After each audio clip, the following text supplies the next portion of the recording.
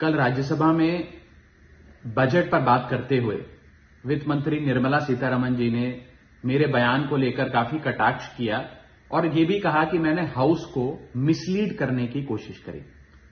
मैंने जब उनके सवालों पर जवाब देने के लिए अनुमति मांगी तो मुझे इजाजत नहीं दी गई। इसीलिए मैंने सोचा कि इस वीडियो के माध्यम से सीधा वित्त मंत्री जी से बात करूं और दूध का दूध पानी का पानी करने का प्रयास करूं।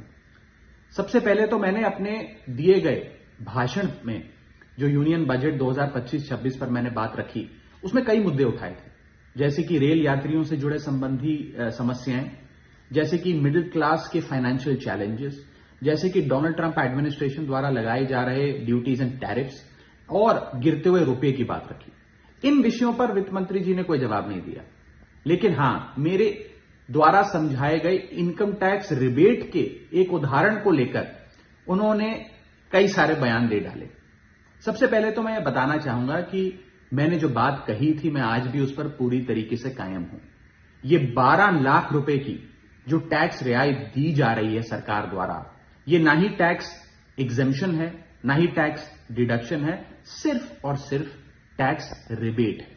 यानी कि 12 लाख रुपए से ऊपर अगर आप आमदनी कमाते हैं एक वित्तीय वर्ष में, तो आपको अपनी पूरी आमदनी पर इनकम टैक्स भरना पड़ेगा। मेरे इस कॉन्सेप्ट को समझाने के लिए दिए गए उदाहरण को वित्त मंत्री जी ने टेक्निकली उसे उलझाने का प्रयास किया, उसमें मार्जिनल टैक्स रिलीफ का कॉन्सेप्ट जोड़कर यह सिद्ध करने की कोशिश करी कि मेरा उदाहरण गलत था। मैं आपसे वित्त मंत्री जी सीधे तौर पर पूछना चाहता हूं, क्या यह सत्य नहीं है कि अगर कोई व्यक्ति 12 लाख से ऊपर इनकम कमाएगा तो उसको अपनी पूरी इनकम पर टैक्स भरना पड़ेगा?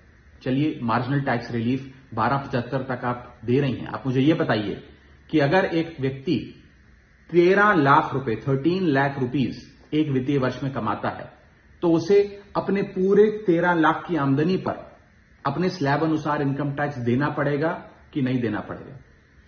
या 13 लाख माइनस 12 लाख की टैक्स रिबेट 1 लाख पर देना पड़ेगा? सही जवाब है कि उसे पूरे 13 के 13 पर इनकम टैक्स भरना पड़ेगा।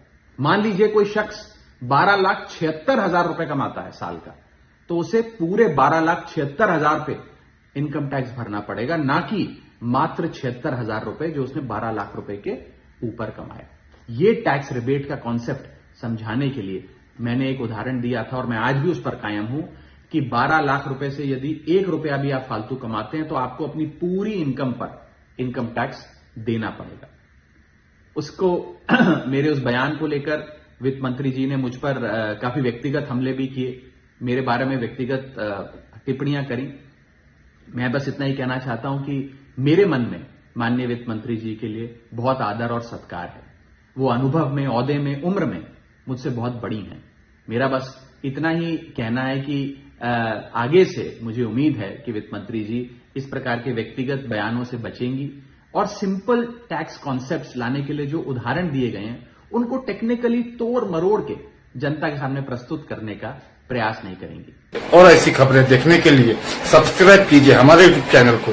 वीडियो पसंद आए तो लाइक, कमेंट और शेयर जरूर कीजिए। शुक्रिया।